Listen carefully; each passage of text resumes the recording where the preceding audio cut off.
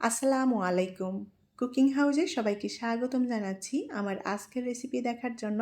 খুবই মজাদার এবং হেলদি একটি ইফতার রেসিপি নিয়ে চলে এসেছি। আজকে তৈরি করব এগ ভেজিটেবল চাট। আর এই এগ ভেজিটেবল চাটটা খেতে অনেক বেশি টেস্টি এবং মজাদার হয়। যারা ইফতারিতে ভাজা পোড়া খেতে পছন্দ করেন না, তারা এভাবে এই এগ ভেজিটেবল চাটটা তৈরি করে নিতে পারেন। ছোট থেকে বড় সবারই ভীষণ পছন্দ হবে। তাহলে চলুন কিভাবে আজকের এই এগ ভেজিটেবল চাট তৈরি করি সেটা দেখে নেই। এগ ভেজিটেবল চাট তৈরি করার জন্য আমি এখানে প্রথমে নিয়েছি আলু, আর আলুটা এভাবে ছোট টুকরো করে কেটে নিয়েছি। এখানে 1 কাপ পরিমাণ আলু নিয়েছি, আর নিয়েছি গাজর। গাজরটাও আমি পৌনে 1 কাপের মতো নিয়েছি। সাথে এখানে নিয়েছি 1 কাপ পরিমাণ ফ্রেশ মটরশুঁটি। আলু, গাজর এবং মটরশুঁটি ভালোভাবে ধুয়ে পরিষ্কার করে নিয়েছি। যে যতটা তৈরি করতে চান সেভাবেই সব কিছু নিয়ে নিতে হবে। এখন এই গাজর, আলু এবং মটরশুঁটি আমি সেদ্ধ করে নেব। কড়াইতে আমি পরিমাণ মতো করে পানি দিয়ে দিলাম, 1/2 কাপের মতো দিয়েছি পানি। এখন এই পানির মধ্যে গাজর, আলু এবং মটরশুঁটি দিয়ে দেব। ভালোভাবে সেদ্ধ করে নিতে হবে। 1/2 চা চামচের মতো দিয়ে দেব লবণ।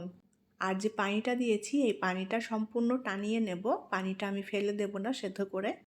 ভালো করে নেড়েচেড়ে লবণটা মিলিয়ে নিলাম। মিডিয়াম আঁচে এখন সেদ্ধ করে নেব, আর উল্টাপাল্টা করে নেড়ে দিতে হবে যেন সব কিছু সুন্দর মতো সেদ্ধ হয়ে যায়। আলু, গাজর, মটরশুঁটি সেদ্ধ হতে যে পানিটা দিয়েছিলাম পানিটা টানিয়ে নিয়েছি একেবারে।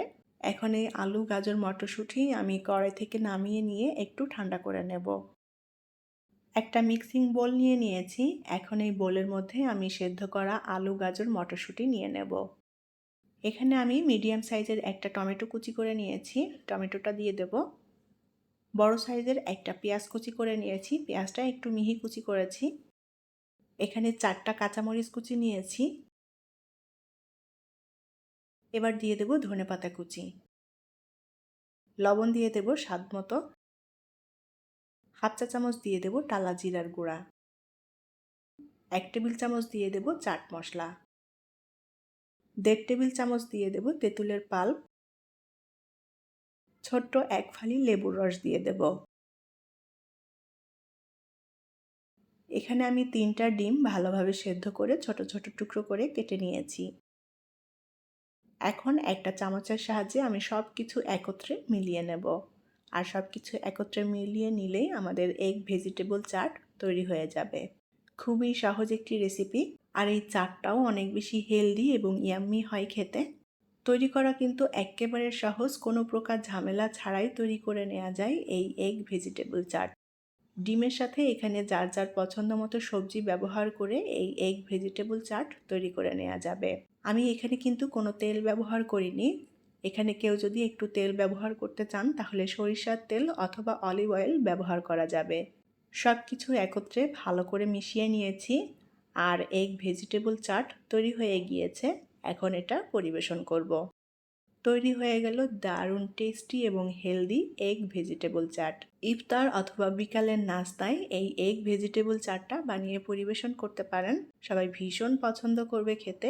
যারা ইফতারিতে তৈলাক্ত জাতীয় খাবার, ভাজা পোড়া এগুলো খেতে পছন্দ করেন না, তাদের জন্য পারফেক্ট একটা রেসিপি এই এগ ভেজিটেবল চাট।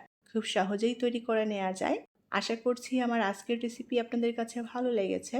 আর আমার রেসিপিটি যদি ভালো লেগে থাকে তাহলে প্লিজ ভিডিওটি শেয়ার করবেন। পরবর্তী রেসিপি দেখার আমন্ত্রণ জানিয়ে বিদায় নিচ্ছি। আল্লাহ হাফেজ।